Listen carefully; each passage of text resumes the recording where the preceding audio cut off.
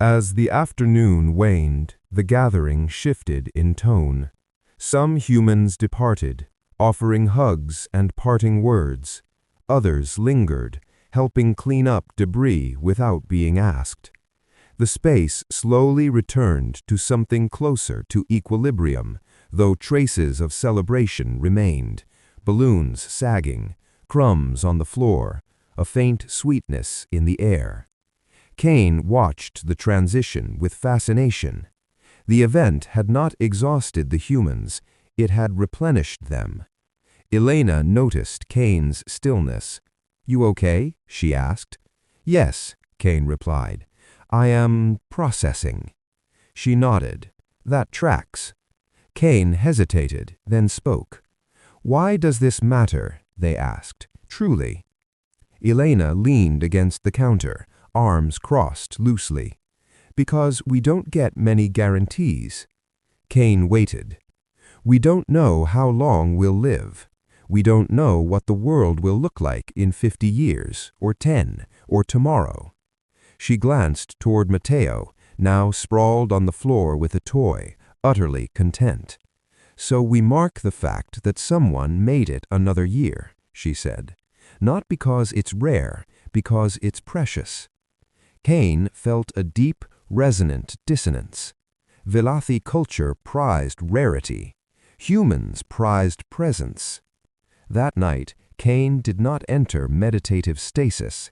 They lay still, the borrowed human bed unfamiliar beneath them, the house quiet in a way that felt earned rather than empty. Their mind replayed the birthday on loop. The candles, the laughter, the way Matteo's entire existence had been affirmed without condition. Kane accessed the continuum reflexively, seeking the grounding hum of shared memory. The connection felt distant, muted.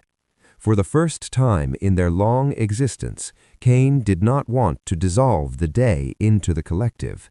They wanted to keep it. The impulse startled them. They isolated the memory, flagged it as private, a violation of Velothi protocol. Personal retention without integration was considered an early-stage developmental trait, something the species had outgrown millennia ago. Kane should have released it. They didn't. Instead, they tagged it. Matteo, age 7, Earth Standard Years. A timestamp, a moment preserved. Kane's chronometers ticked forward, and for the first time, Kane noticed.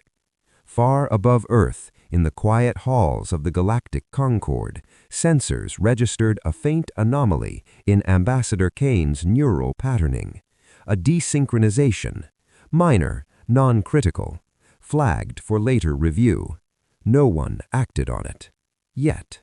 Kane began to measure time. At first, it was accidental. They noticed the sun's position when they woke, how the light crept across the wall of Elena's home, how it shifted from pale gold to harsh white as the hours passed. They noticed meals not as fuel intervals, but as markers. Morning coffee, midday noise, evening quiet. Before Earth, time had been an ambient condition. On Earth, it became a sequence. Kane told themselves it was a professional adaptation. Humans structured their lives around days, not cycles. Understanding that framework was part of effective diplomacy. That explanation satisfied no one, least of all Kane.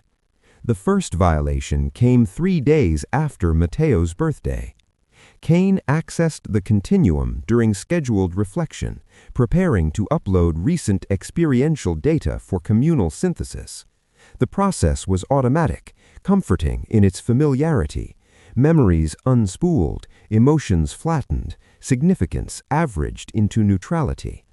When the birthday memory surfaced, Kane hesitated. The system prompted gently, "Integrate." Kane did not. They paused the transfer, isolating the segment. The sensory richness was still intact, the smell of frosting, the chaotic harmony of voices, the sound of Matteo laughing as if the universe had personally surprised him. Velothi doctrine warned against this.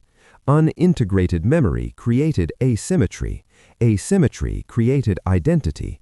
Identity created bias. Bias, over time, destabilized collectives. Kane had taught this to younger diplomats. Still, they closed the channel. The continuum hummed on without them. Elena noticed the change before Kane did. "You're quieter," she said one evening, handing Kane a glass of water. "More here." Kane processed the statement. "I am always present." Elena smiled thinly. "Not like this." She gestured vaguely at them. "You're watching sunsets now." Kane turned their gaze toward the window, where the sky bled orange and purple over the rooftops. "I find the transition informative," they said. "That's one word for it." Elena leaned against the counter. "You thinking about the birthday?" Kane did not answer immediately. "Yes," they said finally. "Figures." "Is it common," Kane asked, "for a single event to persist in human cognition beyond its immediate utility?" Elena laughed softly. "That's basically our whole deal." Kane absorbed this. "Does it not interfere with long-term planning?" "All the time," Elena said, "but it also tells us why we're planning." That answer unsettled Kane more than most. The Galactic Concord alert arrived without drama. A subtle shift in Kane's peripheral awareness, a request for attention, priority high. They retreated to a private space and opened the channel. The image resolved into layered light, avatars of multiple species overlapping in agreed-upon abstraction. At the center pulsed the Concord's analytical core. "Ambassador Kane," the avatars intoned. "A deviation has been detected." Kane inclined their head. "Specify." "Your neural synchronization levels have declined." Kane replied, "Within acceptable parameters. Human environments require adaptive modulation." A pause. "The modulation exceeds expected variance." Kane felt a flicker of irritation, sharp, unwelcome, personal. "I am functioning effectively. My mission objectives are being met." "That is not in question." The chorus shifted, tones tightening. "Your internal time-tracking processes have changed." Silence. Kane did not deny it. "You are marking moments," the chorus continued. "This behavior is regressive." Kane's thoughts returned, unbidden, to Matteo blowing candles, to a room full of humans deciding without instruction that one small life deserved to be the center of the universe for an afternoon. "Human cognition is structured around moments," Kane said carefully. "Understanding that structure may be essential. Understanding does not require adoption." "Sometimes it does," Kane replied. The silence that followed was longer. "Proceed with caution, Ambassador," the Concord warned. "Human psychology is infectious." The channel closed. Kane remained still, the word echoing. Infectious. The crisis began as a mathematical inconsistency. That was always how the worst ones started. A slow entropy cascade in a neighboring sector, subtle enough to evade early warning thresholds, devastating enough that, once noticed, mitigation options were limited. Stellar output fluctuations, gravitational lens distortions, a decay curve that did not obey established models. Entire systems would not be destroyed outright. They would become uninhabitable, gradually. The Concord convened emergency councils. Simulations ran. Solutions were proposed, refined, discarded. Every model converged on the same conclusion. Losses were inevitable. The debate was not whether to save lives, but which ones. Velothi strategists argued for preservation of high-density systems, species with longer lifespans, cultures with greater archival value. Younger worlds, especially those like Earth, loud and chaotic and short-lived, ranked lower. Kane reviewed the projections. Earth sat on the margin, sacrificiable. Kane should have accepted this. They had accepted worse. They had signed off on the evacuation of worlds whose populations exceeded Earth's by orders of magnitude. They had justified it with math, with probability curves, with the cold certainty that some losses preserved the whole. This time, the logic faltered. Not because it was wrong, but because Kane could see faces now. Mateo's, frosting-smeared and smiling. Elena's, weary but kind. The countless unnamed humans who marked time not in eras, but in birthdays, anniversaries, small moments of shared joy. They would not face extinction with quiet dignity. They would fight, not for civilization, for people. Kane requested the floor. The Concorde hesitated, then granted it. "Your models are incomplete," Kane said. "Elaborate." "Humans do not operate that way," Kane continued. "Aggregate survival is the only metric that matters." "To you," Kane said. The chorus shifted, uneasy. "Humans anchor resilience in individual meaning. Their resistance to collapse is not based on probability of success, but on refusal to abandon specific lives. This is irrational." "Yes," Kane said, "and it works." They transmitted data, not equations, but recordings, emotional analytics, neural persistence patterns observed after loss, the way human systems restructured themselves around grief instead of dissolving. Most controversially, Kane transmitted the birthday, not the visuals, the impact. "This," Kane said, "is why they will endure." The Concorde absorbed the data, rejected it. Emotional outliers do not alter cosmic trajectories. Kane felt something settle inside them. A decision. They cut the channel. Protocols screamed in their mind, warnings layered atop one another, centuries of training recoiling at the breach. Ambassadors did not act unilaterally. Kane did. They contacted Earth. Elena answered, confusion flickering across her face as Kane spoke with urgency they had never displayed before. "Prepare your people," Kane said, "not for evacuation, for defiance." Humans did not ask for odds. They asked for names. Which cities, which families, which children would be lost first? And when they knew, they mobilized, not as a species, but as billions of overlapping personal missions. They built shelters where the Concorde saw inefficiency. They rerouted power, ships, resources, not toward optimal survival curves, but toward the preservation of moments, birthdays yet to come. The Concorde watched in disbelief as human systems refused to collapse on schedule, as probability bent under sheer psychological refusal, as Kane's models, built not on math, but on meaning, began to outperform everything else. The Velothi summoned Kane one final time. "You have changed," the continuum said. "You have become singular." Kane did not deny it. "Yes," they replied. "This is a failure." Kane thought of Mateo, 1 year older now, of candles blown out somewhere on Earth, unnoticed by the galaxy. "No," Kane said quietly, "this is how you survive when the long view fails." They severed the link. For the first time in Velothi history, an ambassador chose exile. The entropy cascade slowed, then stopped. Not because it was defeated, but because humanity refused to let it take what mattered. The Concorde updated its classifications. Humans were no longer an anomaly. They were a warning. Kane stood on a quiet overlook above Earth, watching nightfall. They marked the day, not as a cycle, as a moment. And somewhere below, a child laughed. Proof that the universe, for all its scale, could still be bent by something as small and dangerous as meaning. The Galactic Concorde did not admit error. It revised language. That was how it preserved authority.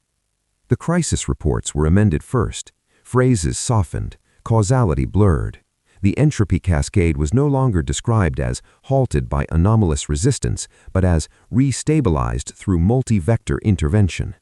Humanity's contribution was noted, footnoted, mathematically diluted, until it appeared inevitable rather than impossible. Kane watched these edits occur in real time. They felt nothing resembling relief, only clarity. Exile, Kane discovered, was not a location, it was a frequency. The Velothi continuum no longer reached for them, not with anger, not with punishment, but with the polite distance reserved for data deemed unreliable. Kane's neural signature was marked unstable. Their memories were excluded from synthesis, their perspective labeled compromised. 1,000 years of contribution set aside with a tag. Non-replicable variant. Kane accepted it. They had known the cost when they chose to act. What surprised them was not the loss of the collective, but the absence of regret. Earth recovered unevenly. Humans rebuilt the way they did everything else, locally, emotionally, inefficiently. Entire regions reorganized themselves around people rather than plans. Infrastructure bent around neighborhoods. Power grids were rewired to keep hospitals and homes lit instead of maximizing output curves.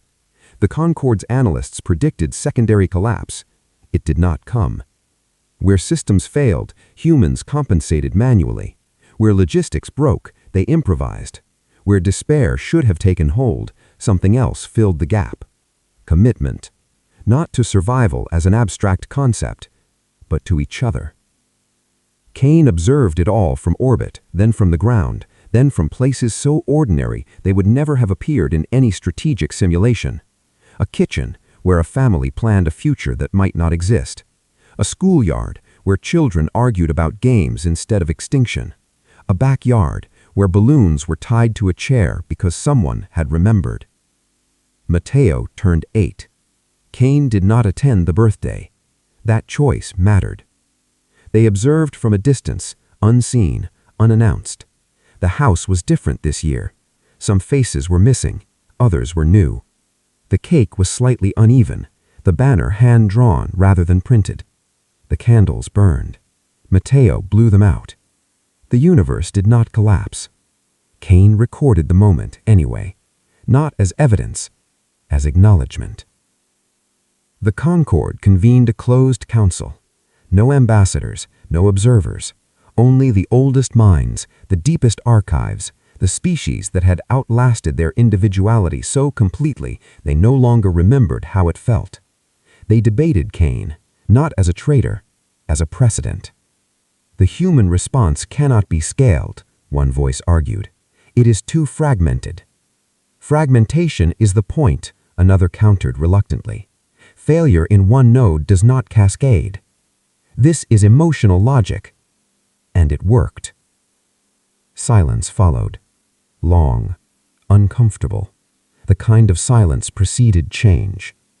Kane was summoned, not reinstated, not forgiven, simply requested. They appeared before the Concord without ceremony. No titles, no honors, no protective abstractions. You are no longer Velothi in the pure sense. Kane considered this. I am Velothi, they said, who learned something. What you learned cannot be systematized. No, Kane agreed. It can't. A ripple moved through the chorus. Then it is useless. Kane shook her head slowly. That is the mistake you keep making. They transmitted one final data packet. Not models, not projections. A simple record. A name. A date. A brief description of a human child surrounded by people who loved him for no reason other than the fact that he existed. This, Kane said, is the smallest unit of meaning humans operate on. Meaning is not a strategic resource. Kane met the center of the chorus. It is when nothing else works. The Concord did not respond immediately. Instead, something unprecedented occurred. A new classification was drafted. Not for humanity, for behavior. Individual anchor resilience. A footnote followed. Observed in humans, first identified by Kane, formerly Velothi. But it was permanent. Kane declined further involvement. They settled on Earth, not as a ruler, not as a guide, but as a witness. They learned to occupy moments without needing to justify them. They learned to let silence exist without filling it. They learned that caring about something fragile did not weaken you, it sharpened you. Time passed. Kane marked it, not obsessively, not rigidly, but intentionally. Days, weeks, years. Not because they feared forgetting, but because they wanted to remember on purpose. On a quiet evening, Kane sat on a small porch as the sky darkened. Elena joined them, handing over a cup of something warm and bitter. "You never went back," she said. "No," Kane replied. "You don't miss it?" Kane thought of the continuum, of the endless hum of shared thought, of the comfort of never being alone with a feeling. "I miss certainty," they said. Elena nodded. "Yeah, that tracks." They sat together in silence. Somewhere nearby, a child laughed. Kane felt the moment pass and let it. Far beyond Earth, in the archives of the Galactic Concord, a single line appeared in revised diplomatic doctrine. It was short, uncomfortable, impossible to optimize. Do not underestimate a species that celebrates its smallest lives. They have already decided what is worth saving. The galaxy read it, and for the first time in a very long while, it hesitated.